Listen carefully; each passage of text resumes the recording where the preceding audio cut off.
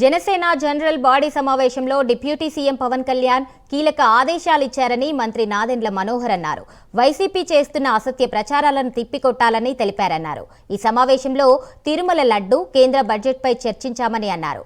సమాజంలో చీలిక కోసం వైసీపీ అల్లర్లు సృష్టిస్తోందని మండిపడ్డారు. నోరు జారి మాట్లాడితే జవాబు చెప్పాల్సిందే అన్నారు.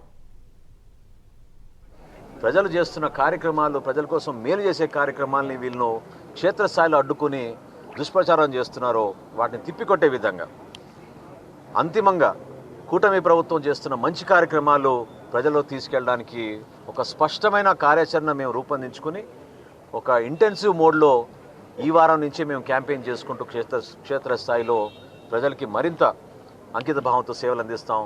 జనసేన పార్టీ ఎప్పుడు కూడా స్వార్థం లేని ప్రయాణం, ప్రజల కోసం ప్రయాణం, మన రాష్ట్రం కోసం, మన ప్రాంత అభివృద్ధి కోసం, మన యువతకు, మా జన సైనికులు, వీర మహిళలు ఏ విధంగా కష్టపడి ఆ రోజు ఈ కూటమి రావాలని కోరుకుని కష్టపడి పనిచేశారో ఆ లక్ష్యంతో ముందుకు తీసుకెళ్లే విధంగా ఒక అద్భుతమైన కార్యాచరణ సిద్ధం చేశాం.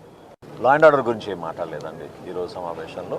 కానీ ఏ విధంగా వీళ్ళు రెచ్చగొడతారో, ఏ విధంగా వీళ్ళు కావాలని సమాజంలో చీలిక తీసుకొస్తారో, గతంలో ఈ మహానుభావుడు ముఖ్యమంత్రిగా ఉన్నప్పుడు అమలాపురంలో జరిగిన సంఘటనలు, సమాజంలో ఏ విధంగా చీలిక తీసుకురావాలని ప్రయత్నించి కేవలం ఓటు రాజకీయాల కోసం వీళ్ళ ప్రవర్తన గురించి మనకి అందరికీ తెలుసు.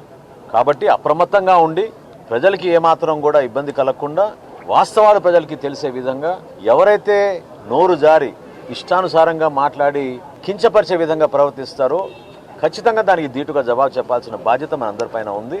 దానికి జనసేన పార్టీ ఎప్పుడు కూడా కూటమిలో గౌరవ ముఖ్యమంత్రి గారి నాయకత్వంలో పవన్ కళ్యాణ్ గారు ఇచ్చిన ఆదేశాలు, సూచనల మేరకు తప్పకుండా మా నాయకత్వం క్షేత్రస్థాయి నుంచి స్పందించే విధానం మేము అమలుపరుస్తాం. ప్రజలు ఇబ్బంది పడుతున్నప్పుడు, లేకపోతే తప్పుడు ప్రచారం ప్రజల్లో తీసుకెళ్తున్నప్పుడు కేవలం పార్టీ కేంద్ర కార్యాలయంలోనో జిల్లా హెడ్ క్వార్టర్లోనే కాకుండా ప్రతి నియోజకవర్గాల్లో, ప్రతి మండల స్థాయిలో కూడా మా నాయకత్వం స్పందించాలి, ఒక బాధ్యత తీసుకోవాలి. బాధ్యతగా ఖచ్చితంగా ఈ సమాచారం ప్రజల్లోకి తీసుకెళ్లే విధంగా మీ వంతు మీరు కృషి చేయాలి, ఆ పట్టుదల మీలో రావాలనే విషయం ఆయన ప్రస్తావించారు.